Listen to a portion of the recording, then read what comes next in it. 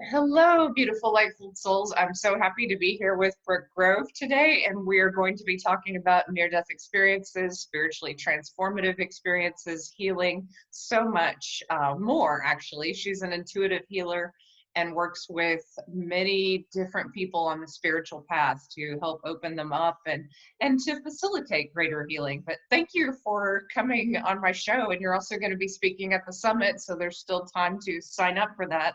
It's August 1st and 2nd, but thank you, Brooke. Thank you, Tricia, for having me. I'm excited.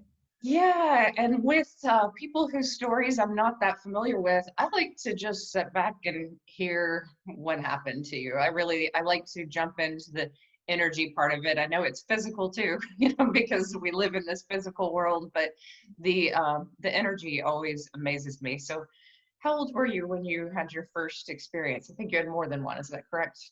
I've had one NDE, multiple spiritually transformative experiences. So I was 29 years old when it occurred. Yeah, and what happened? When I was in graduate school for my first master's, I started having a lot of physical symptoms. And at first, the doctors thought it was just asthma because I was born with severe asthma and most of the issues were in the lungs. But then I started experiencing severe inflammation. Like when these attacks would come on, I'd swell up like 15 or 20 pounds, couldn't move my joints, a lot of chronic pain. So at that point, they started looking more into autoimmune diseases. And I went from specialist to specialist, but like many autoimmune patients, I was misdiagnosed over and over and over. And so the condition that they thought I had was something called Wegener's granulomatosis. It's a tongueful. But that actually comes from the heart, and it's inflammation from the heart to the organs. So by the time they thought that was the diagnosis, I was experiencing renal failure and lung failure, but they thought they could get it on track because of my youth. However, they had misdiagnosed me, and I actually had a combination of lupus with rheumatoid arthritis. The drugs they used for the Wegener's shut down my liver so rapidly that the liver took the lungs and the kidneys, and I was comatose within about an hour of taking the medicine. Wow. And were you at home or were you in the hospital when that happened? Thankfully, I was at my parents' house. I had gone to visit them to be assessed at Johns Hopkins, as I'm from the DC area. And they came in from a cruise and found me on the bed, just swollen, completely jaundiced. You bruise really bad when your liver fails. And again, I was swollen so much I was irrecognizable. Oh, and did you leave your body at home or was it at the hospital or where did you have that kind of typical experience? I was kind of coming in and out. I don't think I was fully comatose until I reached the hospital. I have no recollection of the helicopter ride or anything like that, but I do remember coming out of the body when I was in ICU. Oh, oh That was wow. What happened? What was your first thought? Were you spiritual before or did you? I was a recovering Catholic. I had gone to Catholic school my whole life, and I just didn't vibe with that. So I was pretty much on the agnostic spectrum. I believed that there was likely something out there, but I didn't name it, and I didn't really have any practices specific to it. As I came out of the body, it's amazing, as you know, that we retain our consciousness. So even though I didn't have the physical body, I was very, like, it was almost funny because I was looking down in ICU and they're wearing yellow scrubs with purple gloves. And being from Los Angeles, I'm like, why is everyone in Lakers clothing? And then I'm looking and I'm like, wait a minute, am I dreaming about the X-Files? Because it like looked like this X-Files scene. They were working with me just with all this, crazy protective gear. And I just didn't know what to make sense of it. But then as I went up and up, it became less about what I was seeing and just that, gravitational pull to the other side. So. Do you feel any moments of fear or just complete peace? Because even though it's so bizarre and weird, I felt just okay in that environment. Exactly. And I was making little jokes to myself and I was realizing I was myself, but I was completely happy. And I felt like this major weight had been lifted from me. because I'd been ill for about 10 years at that point. Oh, So, you know. yeah. So when something like that happens and we feel no pain in that spiritual realm, there is a relief. Those 17 hours before I went into surgery were incredibly painful hours. So I do understand that it's like, oh, okay, I'm light, I'm free, I'm no longer tied to this body. This is great. What did you see in those realms? For me, as many experiencers talk about, I do believe it presents in a language you can understand. And having been heavily science-based before I went in, it was for me the most vibrant expression of the cosmos. It's like take NASA's photos and intensify the light to a point you cannot describe. And that was really it. The first experience upon getting into that space was meeting what I deem my guardian angels, and they were orbs, you know, very specific colors. They were gemstone colors, a ruby, amethyst, and an emerald. And like with many other experiencers, they communicated through an inner knowing or telepathy. So I was just blown away by it's almost like the song you experience, you know, in their presence. I don't know if soul song would be right, or your essence, but you just feel like you're home and you know it. Like, it doesn't need to be said. You just know where you are, and you know that this is a place you've been many times, but you're happy to be back. This reminds me a little bit of, I feel like I have a memory, and I have this after my near-death experience where I felt like I was a ribbon of light in a past life or in between lives. And the friends I knew, we were all ribbons of light, and we just kind of laugh and go through each other like orbs, like you're describing. It's very, very beautiful. So knowing what you felt was communicated to you, could you put it into words, or was it anything about healing or your life or the future? Some of it I can put into words. Much of it I still can't. I tend to draw those things out because it makes more sense to do it through art. There was, you know, when I saw the source light, which was so different from the angelic light, you know, I had this like want to go right to it, you know, kind of thing. And they kind of held me back and had a conversation. And it was about, you know, that I was given a choice. I know it's different from everybody, but it was, you know, you're here and you can stay here and you can go to that place, or you can go back. They kept talking about the work, my soul contract. That was like the focus of what the discussion was about. And that if I chose to stay, you know, I would ultimately return to fulfill that contract. And so it was made known to me that if I came back now, it would be extraordinarily difficult, except I could do it. And I had the strength to do it. And they were, of course, the way they communicated is so much more loving. And, you know, it's like I was being held. And for me, that was so important, given my background and the parents I chose in this incarnation, because I don't think I ever felt held until that moment. So hence part of why I really wanted to stay. Yeah, I do understand. But as you've mentioned, them telling you were to teach, they made it known to me that I was to write, but they didn't let me know about what, you know. And having been an academic prior to this happening, I was in my PhD candidacy at that time. I'm thinking, oh, they want me to go back and finish my dissertation and write. I was totally off. It's not what they wanted. So. I have to say, the little bits of your writing that I've seen, I love it. You write with such passion and such intensity. And so whatever it is you write, I know it's going to impact people. Thank you. I appreciate that. So yeah, I spent quite a bit of time like, do I want to stay? Do I want to go? And they just held me, you know? And then I started looking back like towards my body, which I didn't see. I was still in that cosmos space. And there were these two lights that were very, very different than the angelic light and the source light. And they were like magnets to me. I was like, I want to go back there. But it was made known that if I go back there, that's the way back to the body. That's, you know, a connection to it.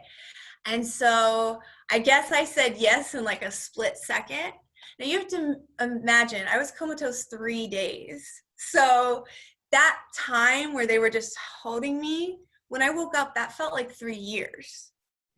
So even though I was catapulted back into my body, and as I was going back, I kind of paused at those lights that were different. One was this beautiful indigo blue, and the other one was this green, kind of like the healthiest grass you've ever seen. But they were not angelic, so I was just curious about it. But I didn't have time to dialogue. They did not say anything. So there was no communication from them. So as I'm being pulled back into the body, I asked the angels, how do I get back? And they're like, follow the one light that's unlike all others. And that's when I saw this piercing light. And I opened my eyes and my back in my body, and there's a flashlight. The artificial light of the flashlight was the first thing I saw. Now I'd been declared brain dead. So my family had been read my last rites. My family expected me not to wake up. If I did wake up, they were told I'd be a vegetable and I wouldn't have, cognitive functioning. So even though they were testing my vitals, no one thought I was in there. Wow. So it took quite a long time. I was strapped down because I had a PICC line going into my brain, and I didn't have the strength to move anything and communicate. I'm here. So I induced a bit of a panic attack, which made them, see my vitals. And then after hours, they were like, she's awake. Yeah. So I keep them. So your first words or your first communication, what was that like? Let's not discuss my first choice word. and no one came and told me what happened to me. So I'm sitting in ICU. My family hasn't made it in yet. And no one's telling me anything. And I'm intubated. And I remained intubated for 3 days. Whoa. So I couldn't, because my lungs weren't yet strong enough for me to breathe. So when I got a pen and paper, my first communication was not so nice, but it was, why aren't you telling me what's going on? Other words mixed in. I understand. So yes, the funny thing with me, how I came back into my body is it's like I just came from this most magical heavenly space, yet I returned into a deeply traumatized body and no clue what had happened to me. Wow. So did you feel like you could still participate with that realm a little bit? Did you meditate from the beginning and think about it, or I did. Shut off? The ego and the former clinician came in for a minute and kind of tried to tell me it was a lucid dream, it was this, it was that. But the part of me, the third eye that had been awoken, was kind of like, no, just ask and they'll come. And so as I was panicking in ICU alone, still waiting to hear what happened to me, my third eye was very much awake. I was seeing auras at that point. I was seeing angels in other people's rooms because, ICU has the glass walls. When they would call code blue or code red and someone would pass, I would see the soul body lift out. So I'm freaking out a bit because this is all entirely new to me. And I'm like, they must have gave me good drugs, I don't know what's going on. But then I'm like, you know what? Call on those beings. If it was real, they're going to show up. And so I did. I called on them. I asked for their help, and my room just lit up. I mean, they were no longer, small. It was like they took up the whole hospital. And they really stayed with me and gave me the medicine I needed to sit through that time of unknowing and to really come to peace that this has happened, that things I didn't necessarily believe in before were real, and challenged everything and I thought I was, Oh, yeah, I'm so excited to meet someone who had that experience in the hospital, because I feel like I experienced some of that too. I wasn't intubated, at those 3 days, but I remember being on morphine and heavy drugs, and it's like, yeah, the body experiences that, but the soul can still participate, at that level. You can keep leaving the body in a sense and still have that knowing. despite that. But it is confusing because you're back in a painful body. How long was your recovery time? Ooh, well, that's where the angels come in again. I was told it was Christmas when this happened. Okay, around Christmas, worst thing to be in ICU where they're playing Christmas music nonstop. That's a nightmare. Yeah, and you're told you're going to be in here 6 months, and I was like, no. So the organs were so badly damaged, I actually could not be given medication. So when I thought that it was all being caused by, drugs, then they told me you can't take any medicine. Your liver, like you were at the point we were going to give you a transplant, it was your only hope. So I then really did start meditating profusely, and I was determined. I was like, I am not going to be in here a month. I'm going to get out of here before, or 6 months. I'm going to get out of here before New Year's. And everybody laughed at me. I'm like, I will. They were like, you're not going to be able to meet with the occupational therapist for at least 3 to 4 weeks. So you're not even going to move your body. So I had friends come in. And at night, I was like, you're going to help me. My friend's an occupational therapist. I was like, can you please help me or I'm going to do it myself? And she knows me well and knows I would have. So she would come in nightly and just kind of work with me. And I think I was in ICU about 2.5 weeks before they moved me to a lower level of care. And I continued to just keep going like that. I had friends bring me in food that I actually thought would nourish my body. Once my liver was healthy enough that I could take drugs, I said no to them because that had been what caused all of this. And just really worked with the angels to heal the organs. When I was discharged, the doctors actually came in and they all lined up and shook my hand. They were like, this is a miracle. We did not expect you to make it. So it was pretty wild. I did actually get to go home. I think it was New Year's Eve. So Wow, what a story. But I feel like it just really began at that point, as it does for so many near-death experiencers, that it's dramatic, it's life-changing, but then your life continues to unfold and evolve with the knowing. So how has it changed since that experience? well, to be honest, I was so, I was 29. I was really like, I'd invested so much in my education and I was so close to the finish line that I gave myself like 6 months or so to recover with physical therapy and all of that, outpatient. But then I tried to muster back and finish my dissertation. Except I was no longer in alignment with anything that it stood for. And so I kept trying to get it, to rewrite it and to make it like more about what I wanted.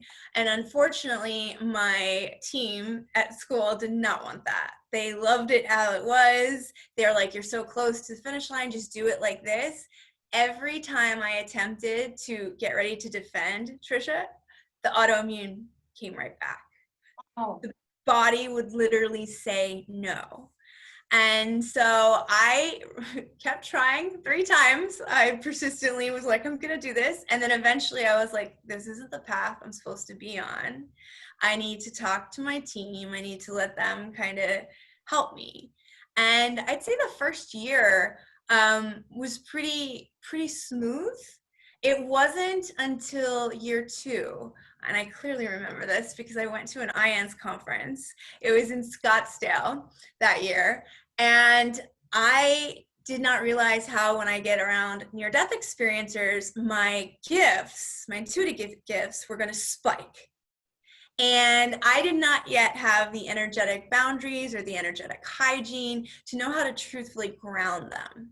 So I ran out of a keynote because it felt like I had just dropped acid. Like I was seeing everybody's stuff. I was just like, it was really terrifying. And I went through a period where that would continuously happen whenever I was in like spiritual psychology things, transpersonal psychology, yoga, meditation. So I became kind of a hermit because I didn't know what to do with it.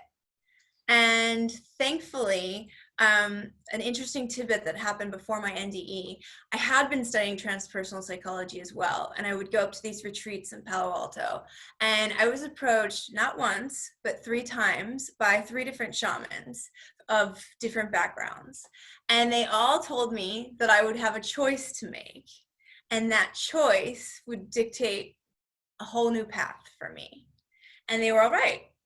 So they were also the first people that checked in on me, just like by remote knowing. They checked on me right after I woke up. So I began to think, maybe there's something to the shamanic path that will help me. And that's where I really started to see shifts, but it took a lot of clearing.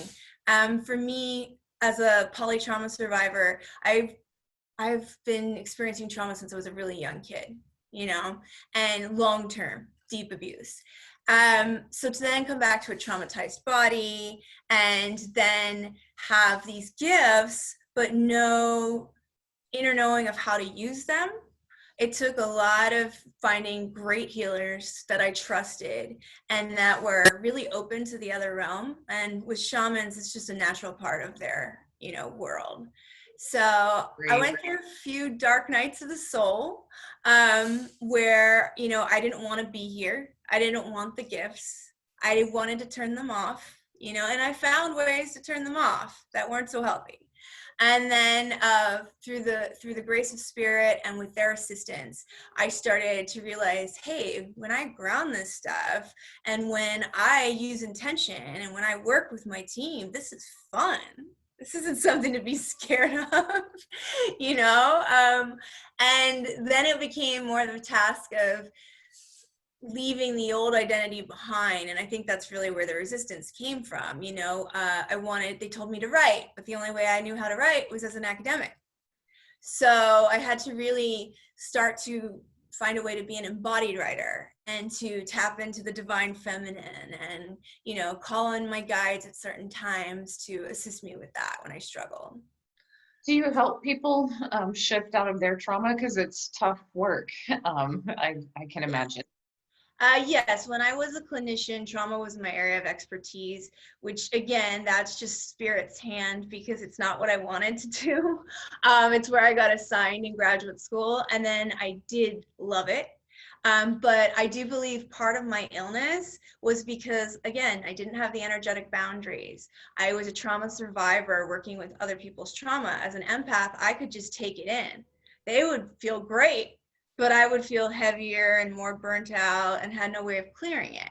Now, having lived that, and then the NDE and everything that came after, I have the skill set to really clear it. So I also work a lot with clinicians now, teaching them energetic boundaries, energetic hygiene, especially if they work with hard caseloads like trauma. And what would you give to people right now and people who are going through a lot of trauma? What's one thing that good tip for people to work on their boundaries or start clearing some of that stuff? Intention is powerful, but I believe if you've never been trained in the work, it's really important to find someone who is to do the cord cutting. And because we can't see that, even if you have your third eye open, you can't see those things on yourself. It's part of our spiritual defense, but we can see them on others. But for cord cutting, a lot of us are going through the ancestral right now, particularly with everything that's happening in the collective. So I think for that, it's really good to go to someone that's professional. However, intention is so super, super, super important. Waking up each morning and just, creating your auric bubble and pushing it out, asking for your chakras to be spun and fleshed out, and your teams can continue that as long as, teams continue for as long as necessary, and then I like to invoke the archangels, Archangel Michael in particular, to make sure that my aura is always surrounded with electric blue fire so that any negativity that comes my way is bounced back out, and that karma is not on me. I do a lot of violet flame work as well. I think that's really important for people. It's an easy technique to learn. There's some great guided meditations on those subjects. So yeah, I love Insight Timer, and I love that Violet Flame as well. I forgot about it, but yeah, I might return to that. All good stuff. And go ahead. Oh no, I agree about the cleansing. Nancy Ryan said she imagines like she's in the shower or something, all of her chakras being cleared out. And I thought that was great. It was just a visual reminder of like, okay, when I bathe, when I shower, just clean, clean, clean. on that Mm-hmm. level. And just remembering that, like, love is the ultimate power, but it has to be fierce love. Like, you can't have that mushy love, like, okay, everything's gonna be good because I'm love and light. No, it has to be fierce, grounded love and light. And for me, animal medicine is huge. I, like, in a time like this, I've been calling on jaguar medicine a lot, because the jaguar, it can go into the shadows and still see. The jaguar is fearless. So, I'll know if I'm in a situation that I shouldn't be, because I'll feel my cat. Oh, I like Oh, that. he's growling. This is not where I need to be right now. I love that. For me, it's hawk, and I always like feel like, okay, just get the bigger picture. You're gonna walk through this. There's the horizon. Keep your eye open to more than this moment, because we can get bogged down in the minutia of moments. And I think I was having a conversation with another shaman recently, and he commented that the worst sorcery, because people will talk about the entities and, dark forces or whatever. Everyone has their own ideology to that. But he said that the absolute worst sorcery is what we do to ourselves. And I thought that was so poignant, because, we are, if something is able to get attached to us, it's because we've gave it permission. Mm-hmm. So really practicing that you're closed and that you're the sovereign integral of your field, and nothing that is not a match to your vibration has to go. That is powerful.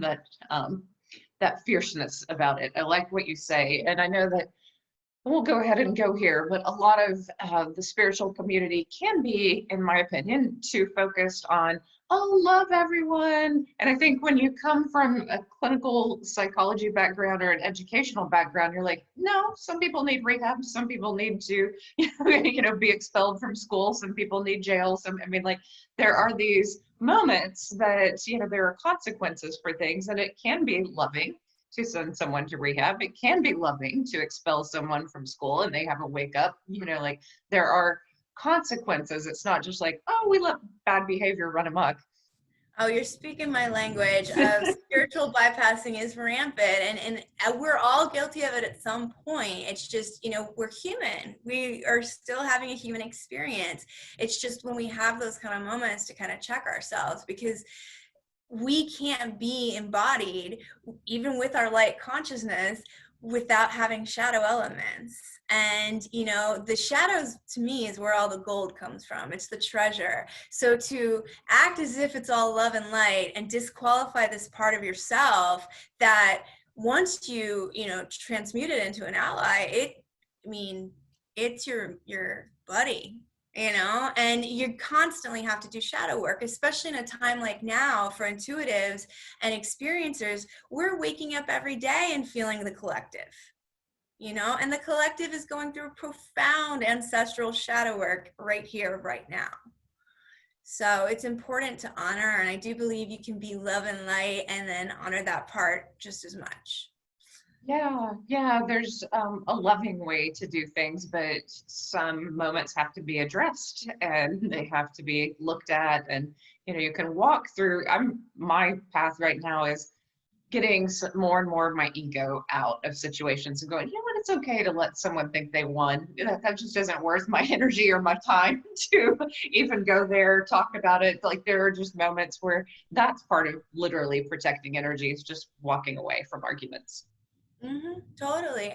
One of my simplest practices I do at night, before I call my angels, is just releasing all energy that is not mine and calling back my power and then sealing it, so that when I go into my dream space, it's just me. I'm not taking all the residual misqualified vibrations I've picked up throughout the day. So do you have a lot of lucid dreams and a lot of powerful dreams, and have they changed in this time period?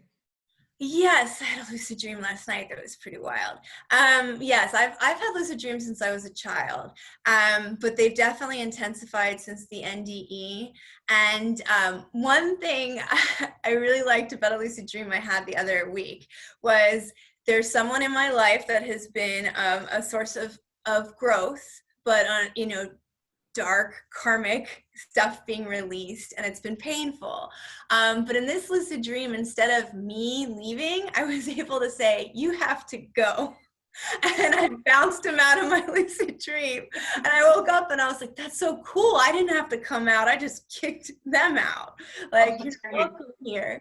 So it's interesting to think that you can even set boundaries in your lucid dreams. Yeah, that is fascinating. It's interesting work. So I am curious, and then we'll end your story. Like, did you find a healthier way to deal with lupus? I mean, do you have a good Oh, I balance found for all that.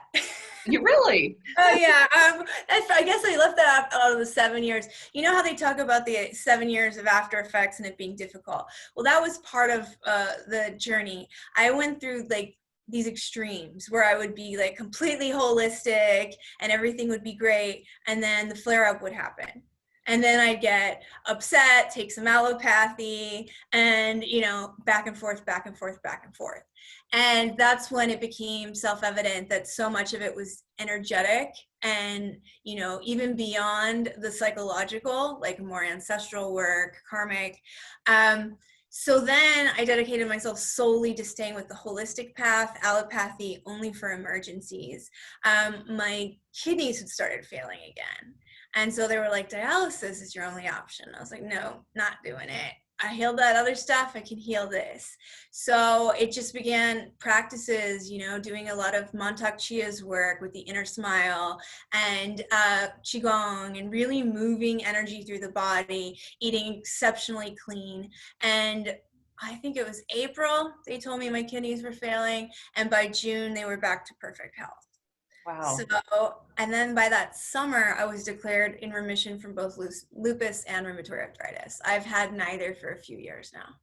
So do you eat like vegan, or how clean, like, and what is, I'm just curious. Depends on people's definition of clean. I follow the autoimmune protocol because Okay. it keeps it away. And then a lot of the stuff like the medical mediums suggest as well with celery Yeah. juice. Yeah, So, me too. I'm not perfect in it, and maybe this is a time where I'm shifting into a better connection with it. But yeah, autoimmune, I have Hashimoto's, and I've talked about that in other um, videos. But the medical medium helps, but yet I kind of follow the autoimmune yeah. protocols. It's definitely, I still feel inflammation at times, and of course, you know, having gone through all that, it can make my human a little nervous. But Reiki's really helped me as far as just doing my own self-care with that, because it can move the energy. It also helped, I mean, that was something that really helped me when learn how to ground the gifts, because seeing people's auras and stuff all the time is not fun. I always think it's distracting. Yeah, people are always like, oh, I want to go take a class where they learn that. I'm like, you don't want to see that all the time, trust me. But yeah, Reiki helps me a lot in grounding that. And it also helps me when the inflammation comes on, because the energy work itself requires you to drink so much water, and water will bring down the inflammation.